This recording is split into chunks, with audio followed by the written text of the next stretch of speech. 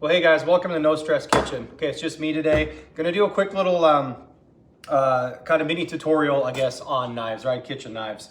What I've got down here, you can't see it right now, is I've got a bunch of knives laid out. So just gonna kind of introduce some of these things to you, and then we'll kind of talk in depth a little bit about each one of these things. So sit tight.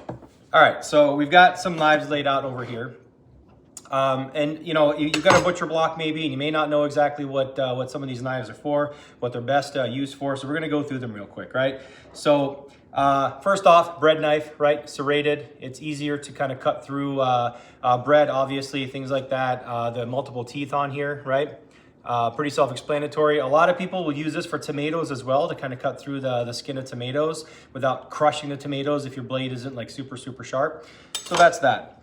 Then we've got our normal chef's knife, right? This is a kitchen knife. I believe this is a 8-inch knife. General purpose, general cutting duties. This has been sharpened over again. You kind of see it kind of swoops up this way. I'm gonna have to fix that one, because this is good for kind of general cutting.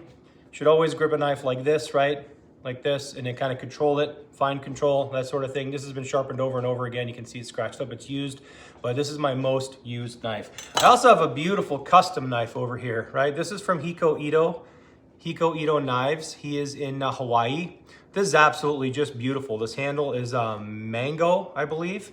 And this is also the same, you know, length of this. It's just a little bit wider, right? But what you want with one of these is you want kind of like a little bit of a belly to them, so that when you're cutting, you're rocking and you're kind of doing one of these and you get a good, nice swipe, right? So Hiko Ito Knives, by the way, shameless plug.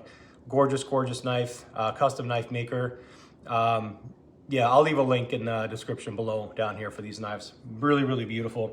Next one you've got is a little paring knife, okay? Again, all of these have been sharpened a lot. Again, you can kind of see we tend to sharpen, you know, like from here out, and this ends up kind of, you know, sitting proud. So we're gonna have to work on these a little bit.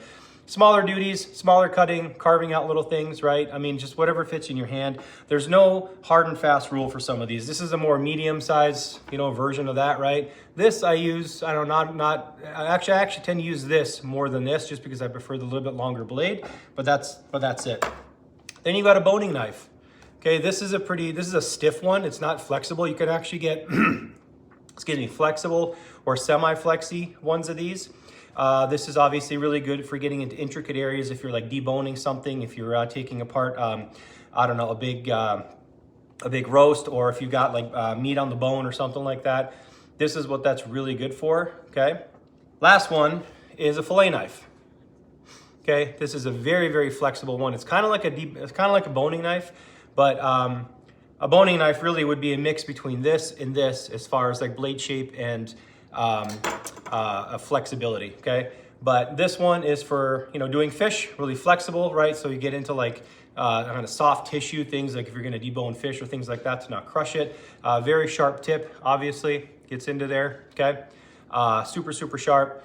These aren't very expensive. I mean, you can get these for, I don't know, under 20 bucks or something like that at pretty much any sporting goods store or something like that, outdoor store, online, whatnot, okay?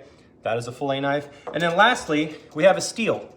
This is called a kitchen steel. It is not a sharpener, okay? These ribs go this way on this steel. This is not a ceramic stone. And what it's meant to do is it's meant to realign the edge, the tip of this blade. And we're gonna actually get into a knife sharpening slash honing video in another video, okay? But anyway, I just wanted to kind of talk about some of these simple knives right here, what they're used for. Very, very basic. Some of you guys may know this, some of you may not know this, but you know, there's options out there. The most important thing is whatever knife you have is how to use it. Again, pinch it like this, right? Wrap your fingers around, nice control. You don't ever want to do one of these.